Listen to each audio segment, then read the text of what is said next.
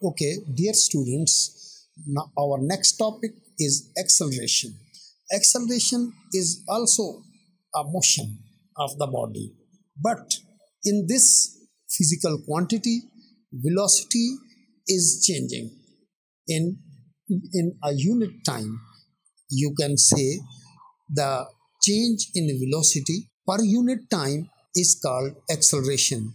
यानी velocity कितने time में कितनी हो गई, कितनी चेंज हो गई।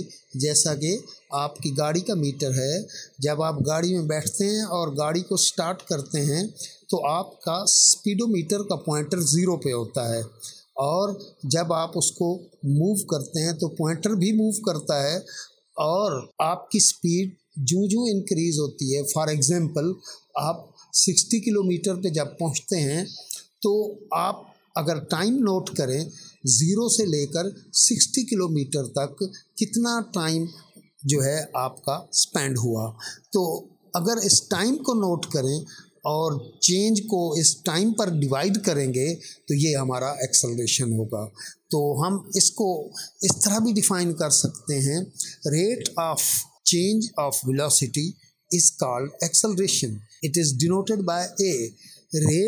रेट का लफ्ज़ जो है इसको हम डिवाइडेड बाय टाइम या पर यूनिट टाइम, यानी हम इस चेंज को वी से वी एफ वेलोसिटी जब होती है तो इस चेंज को हम टाइम पर डिवाइड करते हैं।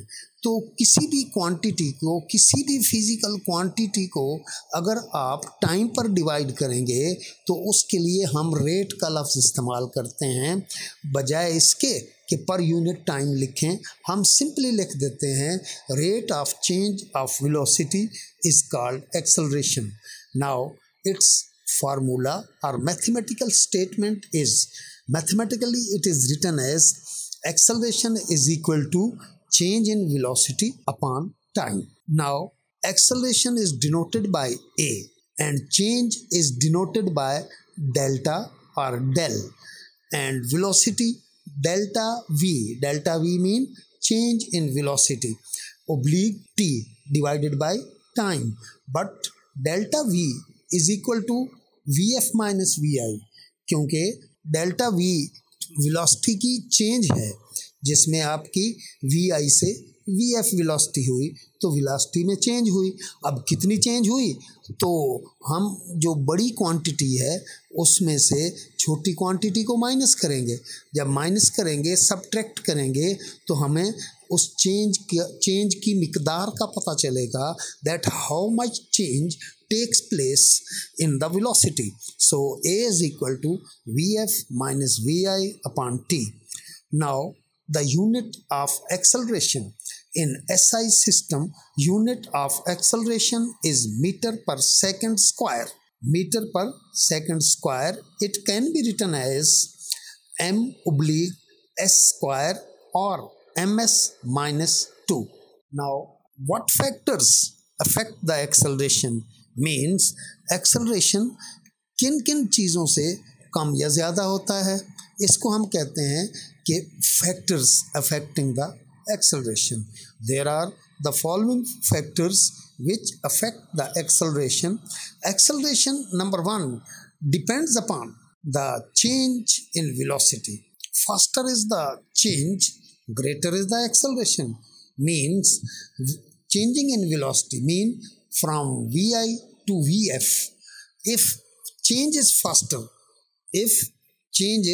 faster, यानी कि आपकी vi से vf जो है बहुत कम टाइम में हो जाती है, यानी आप ज़ीरो की वेलोसिटी से चले और फ़ौरन ही आप जो है 60 की वेलोसिटी पे पहुंच गए, तो हम कहेंगे आपका एक्सेलरेशन जो है वो ज़्यादा हो गया। ठीक, यानी कम टाइम में ज़्यादा change. So this is the first factor which affect the acceleration. Now number 2, acceleration depends upon the time of change of velocity. Less is the time, greater is the acceleration. जैसा कि आपको बताया, अगर ये change जो है कम time में हो तो उसको हम कहेंगे कि हमारा एक्सेलरेशन ज़्यादा हुआ है। अगर चेंज जो है ज़्यादा टाइम में हो, आप स्लो जा रहे हैं और अपनी स्पीड को स्लो इंक्रीज कर रहे हैं, आहिस्ता आहिस्ता इंक्रीज कर रहे हैं, टाइम ज़्यादा ले रहे हैं, तो एक्सेलरेशन कम होगा. So these are two factors which affect the acceleration. Now, retardation.